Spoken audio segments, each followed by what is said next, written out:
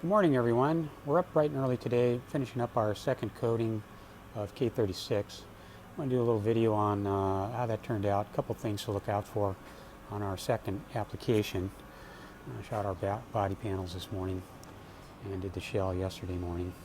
It turned out pretty good. Found a couple things in there. I'm going to point them out for you. You'll probably run across the same sort of things. Also, I'll talk a little bit about some of the equipment I'm using and maybe give you some suggestions on type of gun for shooting this project or a project similar to it. Okay, so our second application. So I found a couple things in this coat. We're getting into our refining coat now.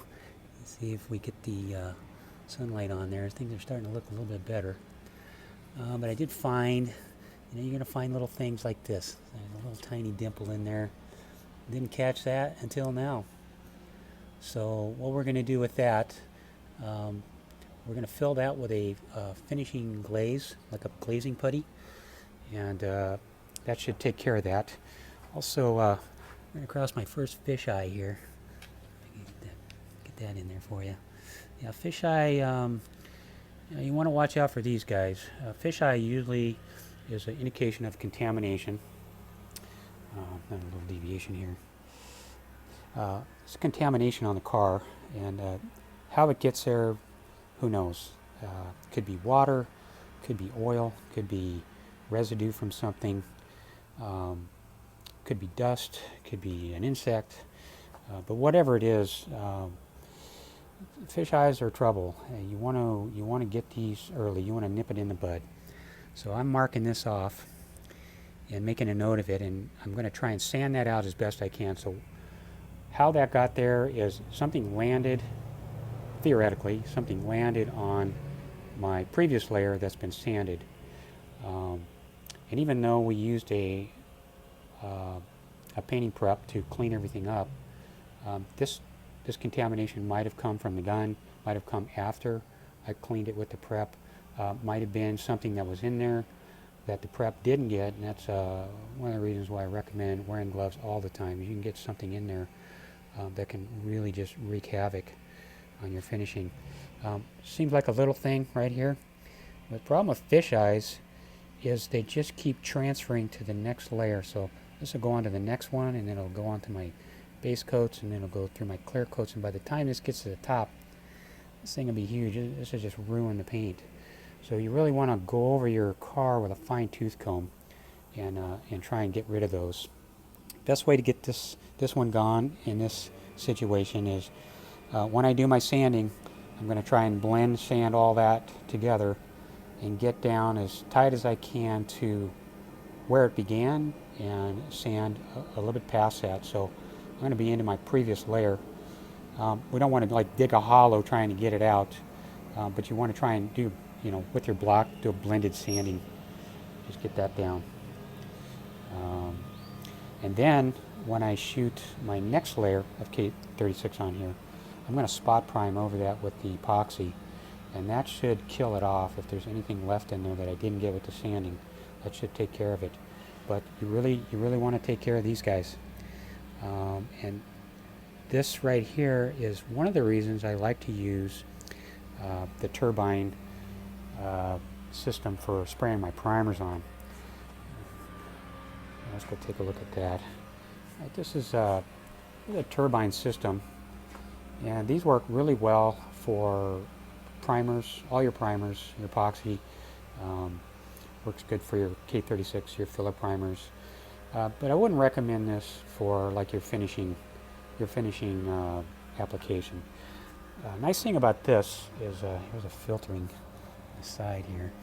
It's got a sponge element in there, and this supplies good, clean, dry air through all your applications. You don't have to really worry about is there water in my air compressor, is there oil blow by in the rings contaminating my air compressor air, do I have good enough filtration on my air compressor, is my water trap working, do I have a filter on my gun. There are a lot of things you want to worry about in the beginning stages of applying all these layers. That this system here just eliminates all that. You're going to get good, clean, dry, reliable air. You don't have to worry about air pressures, air mixtures. Only thing you really want to be concerned with on this guy is how much area you're doing and temperature. So for the do-it-yourselfer, I would recommend spraying all your coatings in 70-degree environment. Paint really doesn't like to go down 60 or below, or 80 and above. It really just doesn't like it. If you're above 80 degrees, we use reducers. A lot of science involved in how all that links together. And so you're modifying the finishes if you're thinning it down. In the cold weather, you're trying to warm things up. You're actually trying to warm your material up in a hot pot. Real sensitive. But if you're spraying in 70-degree environment, you're good to go. The metal condition is just right. The air condition is just right. You're going to have good results and not have to worry about anything. You have to be too worried about thinning things down or warming things up. Okay, so the gun I use to put all my layers on is this old guy here. This is the first. This is a HVLP. And this is just your basic pot gun. Mix up just enough to get through whatever I'm spraying. 1 cup here doesn't quite finish the whole car. So you need a couple cups in there to get through everything. The advantages to this guy, why do I keep using it as opposed to a newer model? There's pressure built up in here, the way the system works. You got air passing up through here. It's compressed, and then you have a pressure building up inside the cup. And this relieves the pressure really nice. So you pop this lid on this older style, you don't have any burping going on. You don't have any air trying to escape, any pressure. So it's real nice and very forgiving. And this older style tip, this is a number 3 tip. This sprays really well for all the primers. You won't have any problems with that at all. So that's why I don't throw it away. It's just a really good workhorse. He's got quite a few miles on it. This is more of a newer version of that gun. Same thing, HVLP, works with the turbine. You can see the big fitting, the connection on there. These just buckle on there, and you're off and running. The thing I don't like about this gun for doing the same thing, it's got a little bit bigger pot. That's nice, but this doesn't bleed off the pot pressure as well as the older style gun. And even though I'm using a number 3 tip, it's actually soaking inside of here right now, but I use a number 3 tip here. This one doesn't spray as well as this older gun. Doesn't atomize quite as well. And okay, so this one here is a gravity feed. You can see the tip on that. So here's the tip. There's on number 3 also. I just use this one because it's a small container. Use this for my spot priming. So I've got 2 guns going at the same time. I can do my spot priming, and then when that dries, I'm moving on to this one. But this is basically the same model. This is probably 3-4 years old.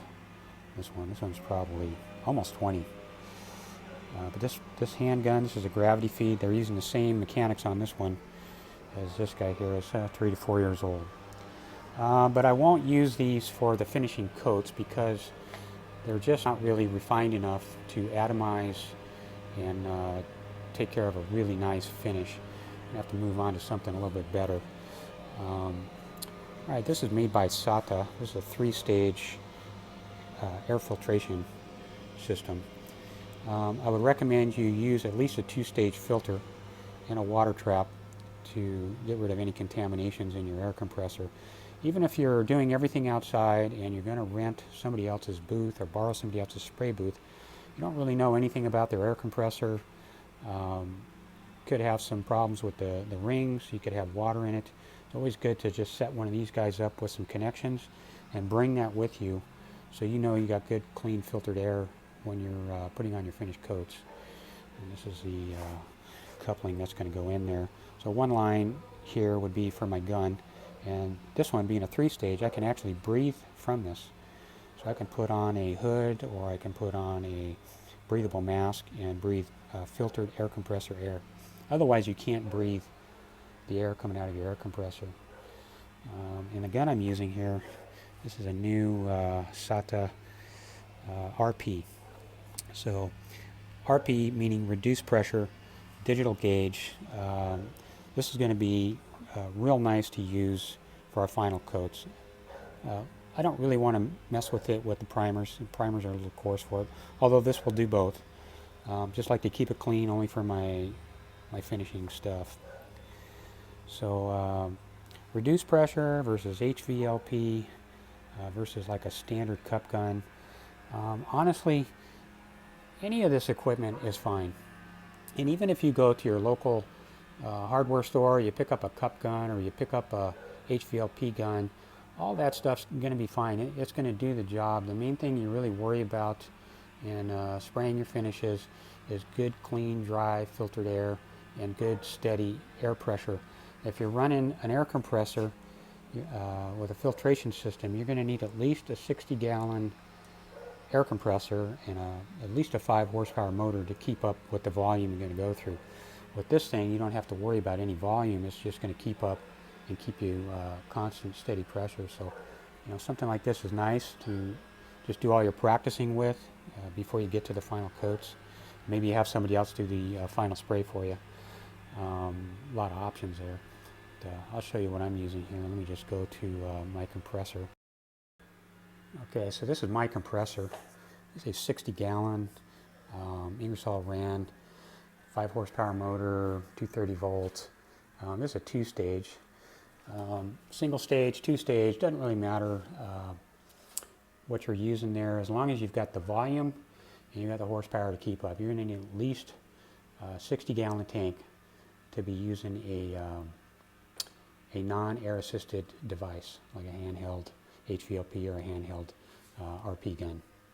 Go back and take a look at our gun. Okay, so back at our guns here. Anyhow, I wouldn't worry too much about the quality of the gun. Doesn't have to be like super killer top quality.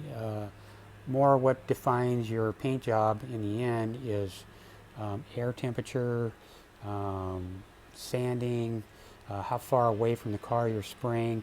Even if you have a good quality gun, you're spraying too close, you're spraying too far away, it's going to affect the way the finish comes out. So good to start off with the primering layers. You get some good practice. You got a lot of coats you can put down and really get the feel of how things work.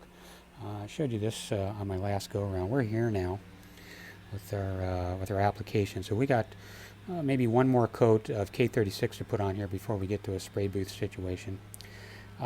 Okay, so for instance, if you get through this coat here, and the purpose of this coat is to fill in our 150 grit scratches and find all our little imperfections and fill all those in.